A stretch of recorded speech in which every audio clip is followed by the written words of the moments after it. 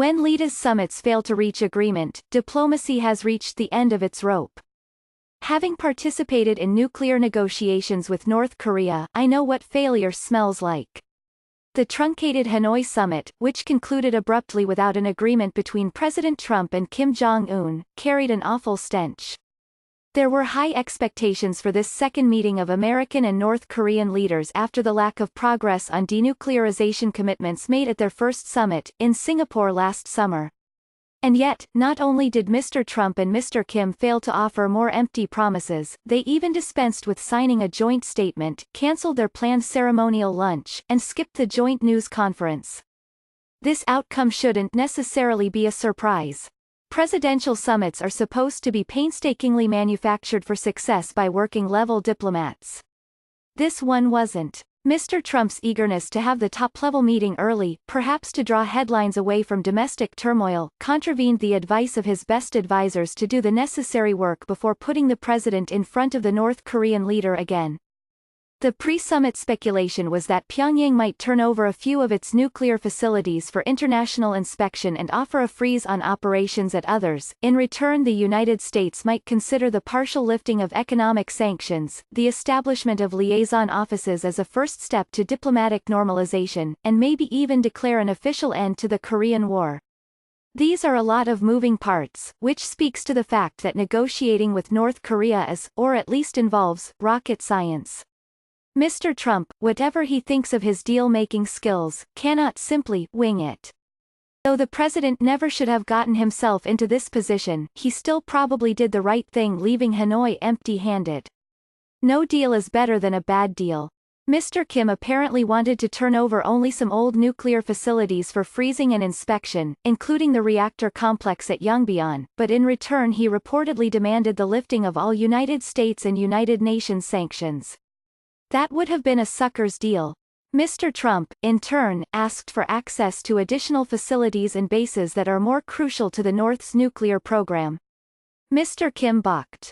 But what next? Secretary of State Mike Pompeo and Mr. Trump both tried to put the best face they could on Hanoi. Real progress was made, Mr. Pompeo said. Or, as the president put it, when we walked away it was a very friendly walk, but when leaders' summits fail to reach agreement, diplomacy has, by definition, reached the end of its rope. That leaves a great deal of uncertainty going forward. The South Koreans will frantically seek meetings with Washington and Pyongyang to try to pick up the pieces by offering humanitarian assistance to the North and eliciting reaffirmations from Mr. Trump and Mr. Kim that they will remain committed to diplomacy. Meanwhile, the North Koreans already have sent an envoy to China to chart the next steps. Beijing will hear complaints from both Americans and North Koreans about how the other side was unreasonable, but will do little to press Pyongyang to agree to allow inspections at its core nuclear facilities. It wasn't long ago that Mr. Trump was tweeting threats about fire and fury, and armed conflict between North Korea and the United States seemed entirely possible. Thankfully, a return to that level of tension seems unlikely. But the situation could easily take a turn for the worse. If Washington wants to put more pressure on North Korea, it could introduce further economic sanctions or restart military training exercises with the South Koreans, which were suspended in October to encourage diplomacy. For his part, Mr. Kim will have to decide whether he will break the self-imposed moratorium on testing weapons of mass destruction, which has held for the past 15 months. Mr. Trump's early post-summit statements don't suggest he will move the needle on economic and military pressure, and recent commercial satellite imagery does not suggest a North Korean weapons test is imminent, either. But we are left with two disquieting problems after the Hanoi summit. First, the leaders could not produce an agreement on a cessation of North Korean weapons and fissile material production. Experts believe Pyongyang may have already made material for as many as 8 new bombs in the period between the Singapore and Hanoi summits. And second, Mr. Trump will not be yearning for another summit with Mr. Kim anytime soon. Indeed, he may lose interest in the issue as he becomes distracted by the Mueller report, trade negotiations with China, Venezuela's political crisis, and Indo-Pakistan relations.